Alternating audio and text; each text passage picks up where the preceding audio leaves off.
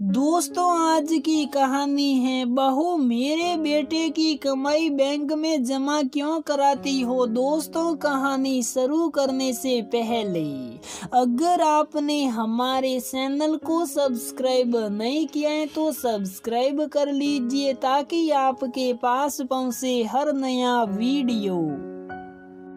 मीना को शादी की पहले ही रात उसके पति सोमेन ने बता दिया था कि मैं अपनी तनख्वाह मम्मी को ही दूंगा, पर तुम्हारे खर्च में कमी नहीं करूंगा। तुम्हें खुद के खर्चे के लिए जो चाहिए एक रकम बता दो, वह मैं तुम्हें देता रहूंगा। झिझकते हुए मीना ने उत्तर दिया, 1000 रुपए बहुत रहेंगे, अधिक की मुझे जरूरत नहीं, और साड़ी भी मैं एक बार में एक ही पहन सकती हूँ जो मेरे पास बहुत हैं। तुम इन पैसों का करोगी क्या? जी, मैं बैंक में जमा करूंगी, जरूरत पर बचती काम आती है। समझदार लोग आग लगने पर कुआं नहीं खोदते, मीना बोली। इतना सुनकर सोमेन को भी काफी राहत मिली। वह भी एक छोटी सी नौकरी में था और बहुत मेहनती भी, तो अपने जीवन स्तर को सुधारने का भरपूर प्रयास भी कर रहा था। उससे ये तसल्ली हो गई कि मीना उसके लिए बहुत ही उपयुक्त जीवन साथी साबित होगी।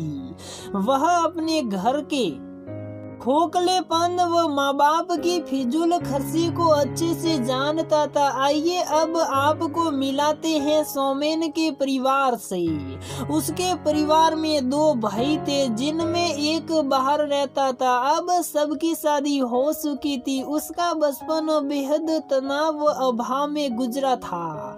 यद्यपि उसके पिताजी ऊंचे पद की सरकारी नौकरी से रिटायर हो चुके थे, जिन्हें शराब पीने की बुरी लत थी, तो घर की स्थिति ठीक ठाक ही थी। इधर अभाव व रिश्तेदारों से मिले आए दिन के अपमानों के चलते उसकी माँ कुछ तो स्वभावत कर सकती। अब मन की शांति के लिए उन्होंने तीर्थ यात्रा की लत पाल ली थी। उन्हें कहीं भी जाना होता बस मौका मिलते ही निकल पड़ती, जिसका प्रमाण मीना उसी दिन देख चुकी थी जिस दिन वह पति के उत्तरीय से बंदी उस घर में आई थी। वह एक ऐसे घर की लड़की थी जहां ये बात गुट्टी में पिलाई जाती थी कि अगर घर की आमदनी 1 रुपए है तो 25 पैसे की बचत अनिवार्य होनी चाहिए। तो मीना भी फिजूल खर्ची से दूर ही रहती थी। इधर ससुराल में तो रंग ही दूसरा था। ससुर पेंशन में से ही कुछ रकम अपनी पत्नी मोहिनी जी को देते, बाकी महीने भर की शराब के लिए रखते। दोनों बेटे भी अपनी माँ को पूरी तनख्वाह देते, जिससे घर ठीक से चलता रहे। मीना और उसकी जेठानी अन्नपूर्णा दोनों घर में दिन भर लगी रहती, पर उनकी स्थिति एक नौकरानी से अधिक नहीं थी। मोहिनी देवी ने अपने कड़क और क्लेश प्रिय स्वभाव के चलते लड़कों पर भी बहुत दबाव बना रखा था। उन्होंने बच्चों के दिमाग में ये बात कूट कूट कर बिठा दी थी कि मैंने तुम लोगों को बहुत दुख उठाकर पाला है, तो अब मुझे खुश रखना तुम्हारा फर्ज है। ऐसे में वह मनमानी करने के लिए तमाम अस्त्र शस्त्र अपनाती रहती कि बेटे उनके कई बहुओं के वश में न हो जाए। आए दिन झगड़ा और कलह तो घर के अंग थे। जैसे इधर किसी काम में उन्नीस हुई, उधर घर माहौल बिगड़ा तो घर में एक अबोला सा माहौल भी बना रहता है, क्योंकि सास ससुर किसी के भी बीमार पड़ने और अस्पताल में भर्ती होने पर बेटे उधार लेकर इलाज कराते, बाद में उधार चुकाते। इतने ज्यादा पैसे तो छोटी आमदनी में होना मुश्किल था, और पिताजी को पीने से फुर्सत न थी और न ही मोहिनी जी ने कुछ बचत रखी थी, तो घर की गाड़ी दोनों बेटों के ही भरोसे थी, जो आए दिन बेपटरी ही रहती। आगे भी सुधार की गुंजाइश न के बराबर ही थी। मीना और उसकी जेठानी की शादी के गहने भी शादी के 4 महीने बाद ही सासू जी की बीमारी की भेंट सड़ चुके थे। इधर मोहिनी देवी को ये भी बर्दाश्त नहीं था कि दोनों बहुएं उनकी बिना मर्जी 1 रुपया भी खर्च करे। 4 महीने की शादी में मीना को इतना तो अच्छे से समझ आ गया था कि घर की कोई भी आर्थिक मजबूती नहीं है और शादी भी सासू माँ ने झूठ बोलकर ही संपन्न करवाई है। इधर सासू माँ जिस दिन से पैसे हाथ में आते जरूरी खर्च निपटाने के बाद बाजार से आए दिन 60 पकोड़े मंगवाने में भी दिल खोलकर खर्च करती, तो घर की स्थिति वही होती कि अंधा पीसे कुत्ता खाए, यानी बचत की कोई जगह न थी। सोमेन के घर में उसके बाद जो बचता वह खर्च हो जाता तीर्थ यात्रा में, क्योंकि सासू जी को बड़ा शौक था और बड़े घर की महिलाओं की संगत के चलते कहीं न कहीं उनके सकर तीर्थ स्थलों के लग ही जाते। करीब सोमेन के विवाह के 4 साल बाद मोहिनी देवी के हाथों में मीना की अलमारी तलाशने वक्त जब वह मायके गई थी, बैंक पासबुक लग गई जिसमें एक अच्छी खासी रकम जमा हो चुकी थी।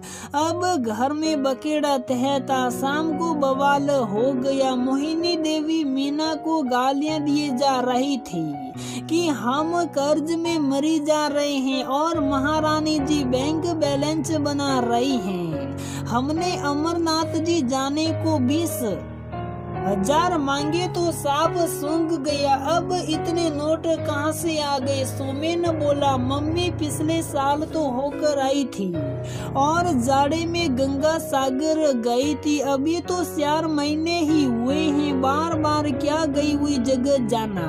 हाँ हाँ, सब इसी का सिखाया। बोलो, देखती हूँ कैसे नहीं देती पैसे मेरे ही बेटे की कमाई में ही तरसूं। अरे तुम्हारे ही सुख और पुण्य के लिए करती हूँ तीर्थ, नहीं दूंगी अपनी बचत के पैसे। ये मेरी खुद की बचत व मेरे माँ बाप के द्वारा दिए गए हैं। अपनी जुड़वा बेटियों को गोद में लिए मीना बोल पड़ी, मेरे गहने आपकी बीमारी की भेंट सड़ गए। न वापसी की कोई उम्मीद है न आपकी मनसा, क्योंकि वो आपके ही हैं और अदृश्य बहू को सवाल नहीं करना चाहिए। सो मैंने फर्ज निभा दिया। 1-2 बार का तो हमें भी शौक था, लेकिन आप तीर्थ यात्रा करे पर बड़े आदमियों की बराबरी कर हर साल का नियम डाल चुकी हो। एक बार अपने बच्चों की तरफ भी देख लीजिए।